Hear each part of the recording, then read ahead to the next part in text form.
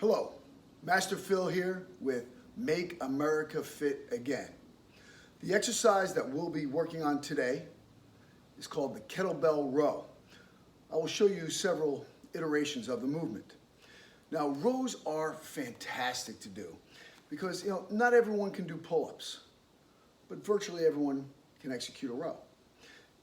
This is very, very critical to develop the strength in your back.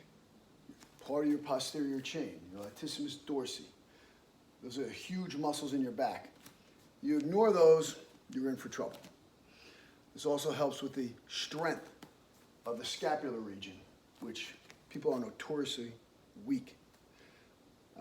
So we're going to work on some iterations of the kettlebell row. So, first version I'll show you will be the single bell version. Let's talk about a couple things first. One, let's talk about the grip. I do not take a full grip. I take a false grip or hook grip. Why? It's going to help reinforce activating the lat and will not work the arm so much. I do a lot of jiu-jitsu. I roll 2 to 3 times a week live and a lot of gripping here. So anytime I can avoid using my grip to rest it, I'm going to use my hook grip. Again, though, even for people who don't do jiu-jitsu or do martial arts, it's good to use that hook grip to help recruit the lat more and bypass relying on the arm. So, first one we're going to show will be a skewed or staggered stance. Now, on this row, and with all my rows, here's something that I don't do. Some people may disagree with me. It's okay to disagree, but I'll tell you why I do my rows this way. So, we're here. I don't start my row down here. I don't have my shoulder unseated. Maybe you might see people in the gym doing their rows like this, going all the way down to the ground, touching the floor every time, twisting, turning their bodies. Well, to me, you're not creating a stable environment. I like to relate everything to improving my fighting skills. And me popping my shoulder out is not good for my punch, nor is it good if I'm rolling in jiu-jitsu. I want to keep my shoulder packed. So, I'm going to pack my shoulder and engage my lat. So when I'm here, I pick the bell up here, I start with my shoulder back. Now I pull myself down into the position. You can form a 90-degree angle here with I frame up. When you get better at it, you don't need your hand. You'll see this better in the front view. Right here, chest is tall. Boom. I don't let my shoulder come out, I keep it packed.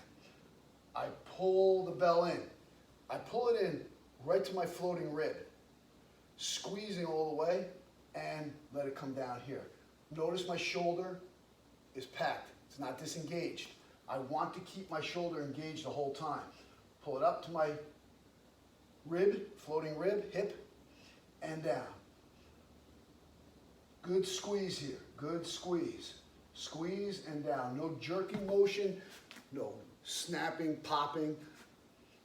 Those ballistics, those movements are addressed in our ballistic movements. This is a grind as opposed to a ballistic. Both are good, but some are better applied in other situations. So, right here, taking my hook grip, frame up here.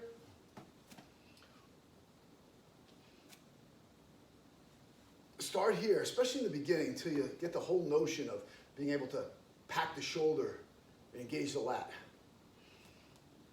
Pull in and down. In and down. Feel a little more comfortable here, just use your body as a frame, pull the arm away.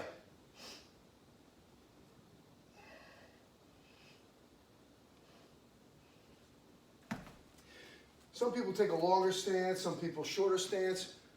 When you're doing your skewed row or staggered stance row, take the position that makes you feel comfortable. Now there's also some other iterations here. We have the single bell row, but with the feet apart. So I get my square stance here, pull bell up, chest tall, ribs down, tighten up the core, pull myself down, row. If you need to frame up, do so. Pull up to that same area between the floating rib and the hip. This little area here, pull all the way there. And I'm doing a full rotation, reminiscent of a punch. Side view. Row. Row. There's also dual bell versions of these techniques. Dual bell version with your feet apart.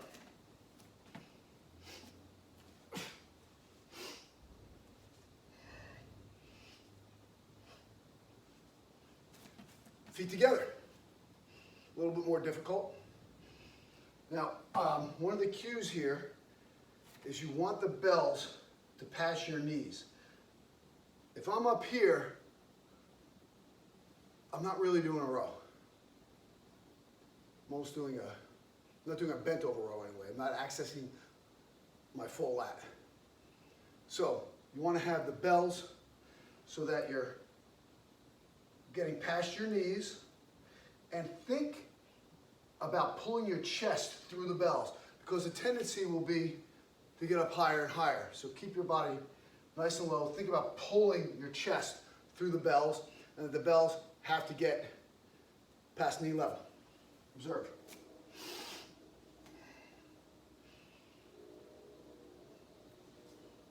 Bells past my knees. Up.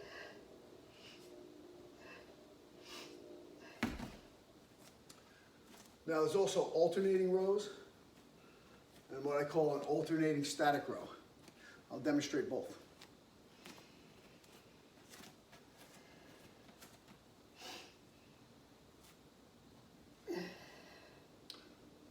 Alternating row, wide stance.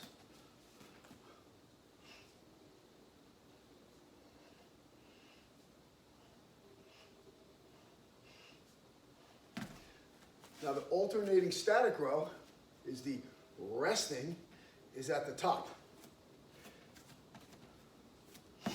So I pull it in.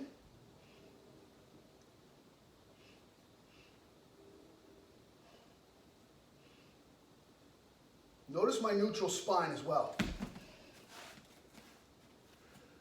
I know some people are going to ask about the renegade row. It's a more advanced technique. I will show you a couple iterations of the renegade row.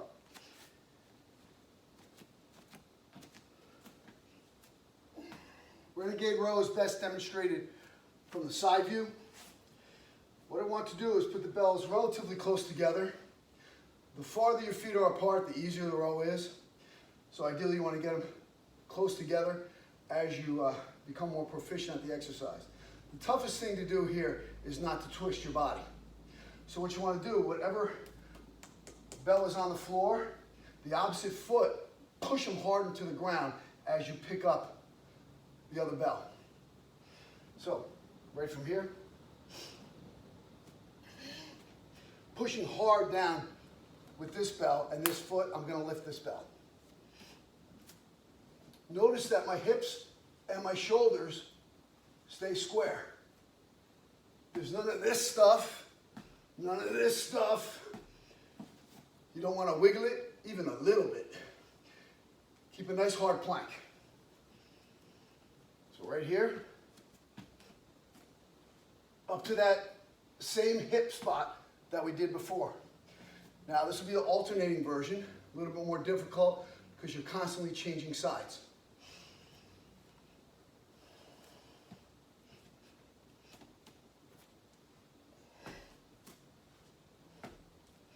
Tighten that butt, tighten that gut. Square the hips and shoulders. Do not let them shift around. Keep them in the same plane the whole time.